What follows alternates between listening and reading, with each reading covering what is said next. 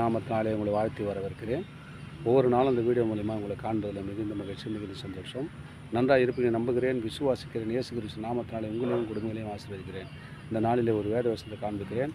யோவான் சுவிசேஷம் 1ஆம் அதிகாரம் 50ஆம் வசனம் சொல்லுகிறது, இயேசு அவனுக்கு பிரதி உத்தரமாக, அத்திமரத்தின் கீழே உன்னை கண்டேன் என்று நான் உனக்கு சொன்னதினாலேயா விசுவாசிக்கிறாய்? இதிலும் பெரிதானவைகளை காண்பாய் என்றார். அத்தி மரத்தில் ஒரு ஓமையை கற்றுக் கொடுத்தார். அத்தி மரம் போகும்போது இவர் இயேசுக்கு பசி உண்டாயிடுச்சு. போகும்போது சீசரோடு போகிறாரு. அத்தி மரத்தில் சேரி பார்க்குறாரு, கனி எதுவும் காணிக்கல. போகும்போது சொன்னார், இந்த இடத்துல யாரும் ஒரு கனியை சாப்பிடக்கூடாதுன்னு சொல்லிட்டு போனார். அவ்வளோதான். அவர் வேறு பட்டு போகணும்லாம் சொல்லலை.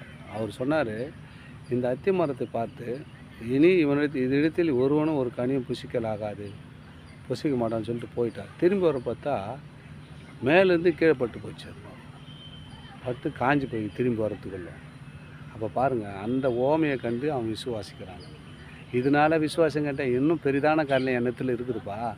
இதை ஒன்று மட்டும் பார்க்காத, இதை விட பெரிதான காரியங்கள் என்கிட்ட இருக்குது, அதை நீ கற்றுக்கொள்ளும், உன் வாழ்க்கையில் செய்ய போகிறேன் அப்படின்றார். இந்த வீடியோ பார்க்குற வசனத்தை கேட்குற உங்கள் வாழ்க்கையில் அநேக அற்புதம் நடக்க முடியாது. பற்றி ஒரு சின்ன விசுவாசத்தை கண்டு இப்படி நடந்துச்சே அப்படின்னு நினைக்காதப்பா, இதை விட பெரிதான காரியங்களை செய்வேன்னு ஆண்டவர் உங்களை பார்த்து சொல்கிறார். நீங்கள் பெரிதான காரியம் வர்றதுக்கு நீங்கள் பொறுமையாக இயேசு பின்பற்றி நடங்க. இயேசு வழியில் உத்தமமாக இருங்க. கர்த்தர் உங்களை ஆசீர்வதித்து உங்கள் குடும்பங்களையும் நடத்த அவர் வல்லவராக இருக்கிறார்.